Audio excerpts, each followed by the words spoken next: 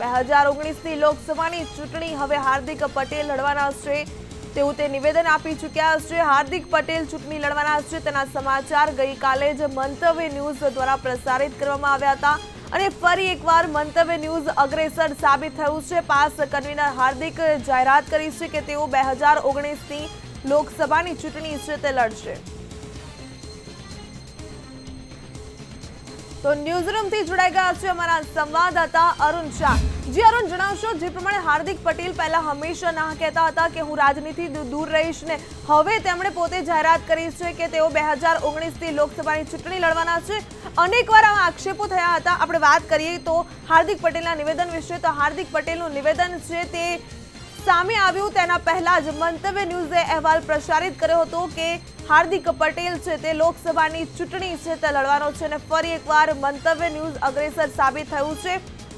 જે પ્રમાણે ભારતમાં ભાજપા છે તેના દ્વારા એક નિવેદન આપવામાં આવ્યું હતું, એક સ્લોગન આપવામાં આવ્યું હતું કે કોંગ્રેસ મુક્ત ભારત છે એ કરવામાં આવશે, પરંતુ હવે હાર્દિક પટેલ છે ક્યાંક ને ક્યાંક કોંગ્રેસ સાથે પણ તેનું જોડાણ થઈ શકે છે। કોંગ્રેસના ધારાસભ્ય લલિત વસોયા છે તેમની સાથે પણ આપણે વાતચીત કરી, તેમનું પણ કહેવું છે કે અમે તેને સમર્થન આપીએ છીએ। એટલે ક્યાંક ને ક્યાંક હવે કોંગ્રેસના એજન્ટ તેમને ગણાવવામાં આવતા હતા હાર્દિક પટેલે, પરંતુ હવે ક્યાંક સત્તાવાર રીતે તેઓ કોંગ્રેસની સાથે જોડાણ કરીને ચૂંટણી લડી શકે છે।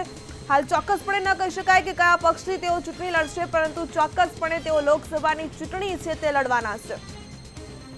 તેમના નિવેદનો પર નજર કરીએ તો સંવિધાન બચાવવા, ભાજપા હટાવવા અને દેશને બચાવવા હાર્દિક પટેલ છે તે 2019ની લોકસભાની ચૂંટણી લડવાના છે। જે હાર્દિક પટેલ સરમુખત્યારશાહીની વાત કરી રહ્યા છે, જે લોકશાહી બચાવવાની વાત કરી રહ્યા છે, જે શરૂઆત મમતા બેનર્જી દ્વારા પશ્ચિમ બંગાળથી પણ કરી દેવામાં આવી છે।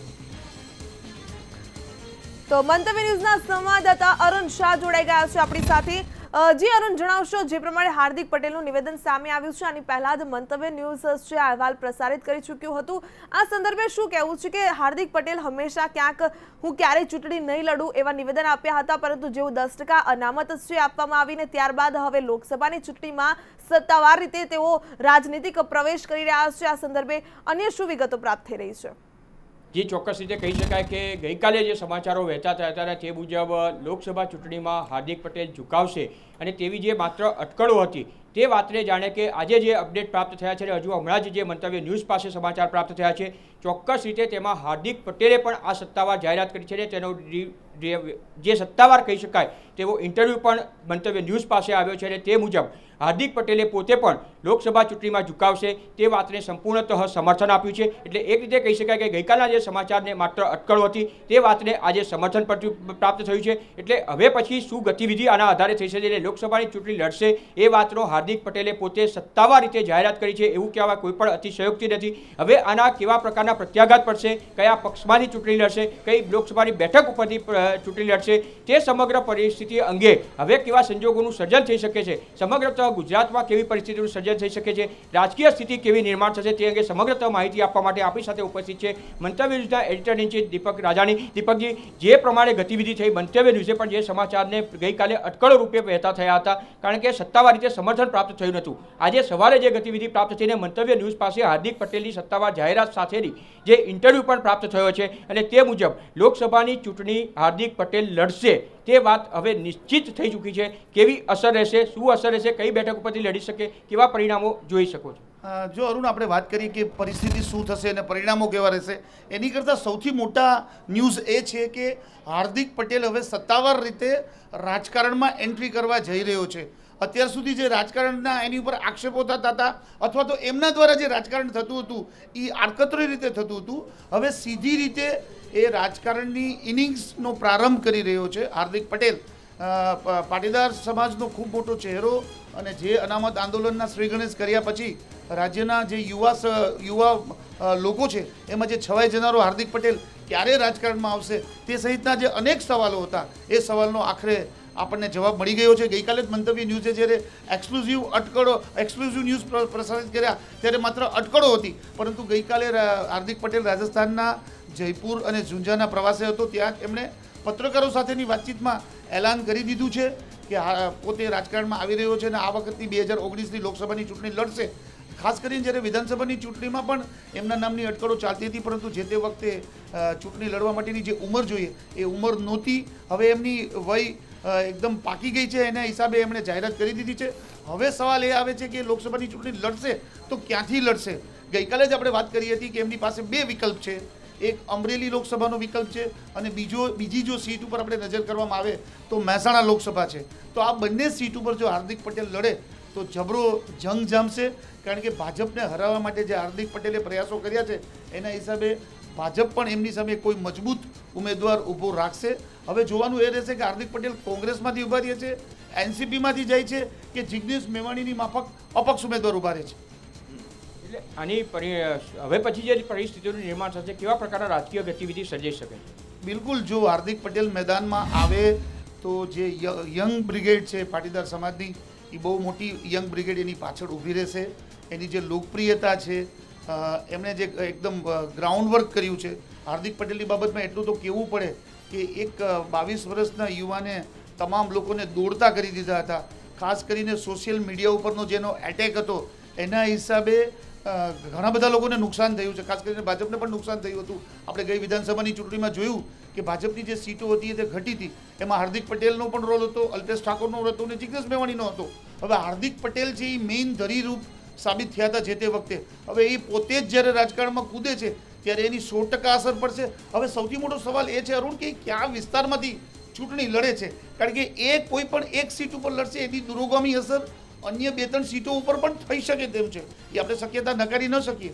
એટલે હાર્દિક પટેલ હવે કઈ પાર્ટીમાં જશે, કઈ સીટ ઉપરથી ચૂંટણી લડે છે અને કયા એરિયામાં, કારણ કે આપણે ત્યાં 4 ઝોન છે, સૌરાષ્ટ્ર, ઉત્તર ગુજરાત, દક્ષિણ ગુજરાત અને મધ્ય ગુજરાત. હવે ખાસ કરીને એની જે 2 સીટો છે, અમરેલી સૌરાષ્ટ્રમાં આવે છે અને મહેસાણા છે ઉત્તર ગુજરાતમાં આવે છે, તો બંને એકબીજા સાથે ઇનડાયરેક્ટ કનેક્ટ છે. એટલે જબરજસ્ત અસર પડવાની પણ શક્યતા છે. પણ સૌપ્રથમ વાત એ છે કે કઈ પાર્ટીમાંથી લડે છે અને કઈ સીટ ઉપરથી લડે છે.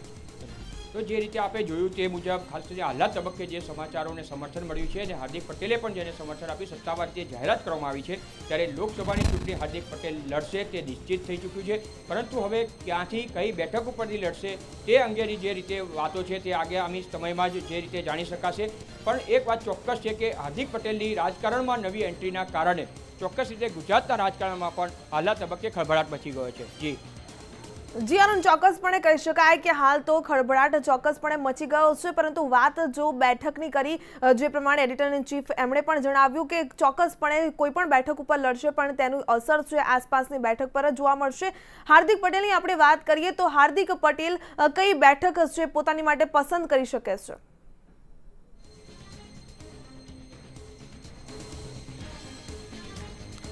તો જે પ્રમાણે હાર્દિક પટેલ છે નિવેદન આપ્યું છે, સંવિધાન બચાવવા, ભાજપા હટાવવા અને દેશને બચાવવા માટે.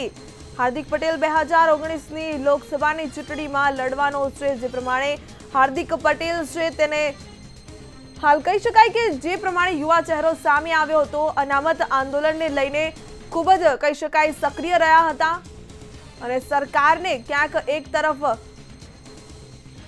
વિચારતી કરી દીધી હતી તેવા હાર્દિક પટેલ છે.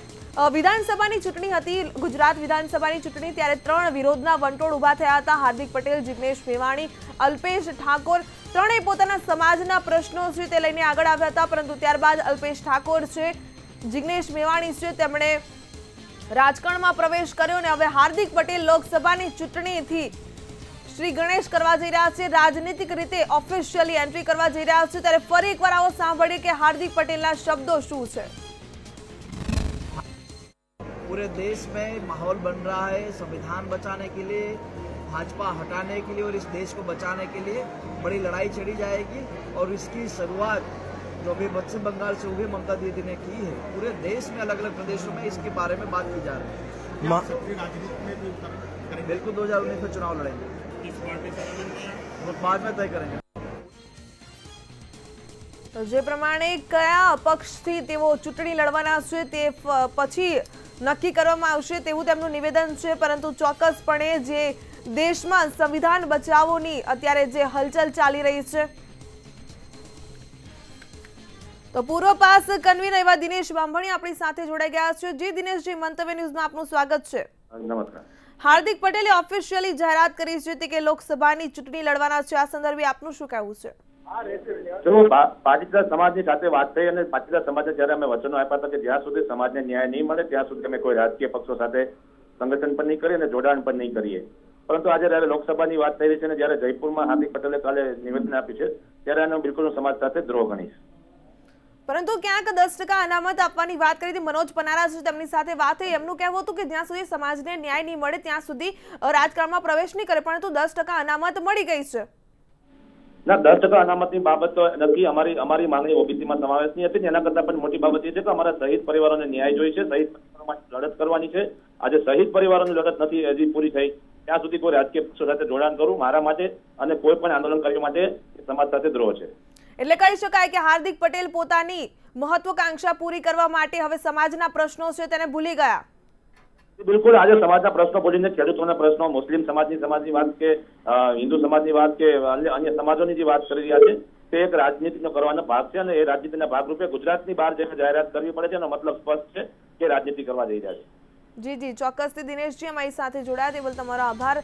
દિનેશ બાંભડિયાનું કહેવું છે કે આ રાજનીતિનો એક પ્રકાર છે, ક્યાંક સમાજના પ્રશ્નો ભૂલી ગયા છે અને પોતાની ક્યાંક મહત્વાકાંક્ષાઓ પૂરી કરવા માટે રાજનીતિમાં તેઓ પ્રવેશ કરી રહ્યા છે, પરંતુ આ સમાજની સાથે પાર્ટીની સાથે ક્યાંક વિદ્રોહ ગણાવી રહ્યા છે. હાર્દિક પટેલ છે અત્યારથી જ વિરોધના વંટોળ તેમની સામે ઊભા થઈ રહ્યા છે. એક તરફ પાસ કન્વીનર છે મનોજ પનારા, તેમનું કહેવું છે કે 10% અનામત મળી ગઈ છે, પરંતુ દિનેશ બાંભડિયાનું કહેવું છે કે ક્યાંક ને ક્યાંક જે ઓબીસીમાં સમાવેશની વાત કરવામાં આવી હતી તે હજુ સુધી થઈ શકી નથી અને સમાજના પ્રશ્નો ત્યાં છે. જે શહીદોને ન્યાય મળવો જોઈએ, જે શહીદોને નોકરી મળવાની ક્યાંક વાત હતી તે બધી ક્યાંક વાતોમાં જ રહી ગઈ છે અને હાર્દિક પટેલ પોતાના રાજકીય રોટલા શેકીને રાજનીતિમાં પ્રવેશ કરી ચૂક્યા છે.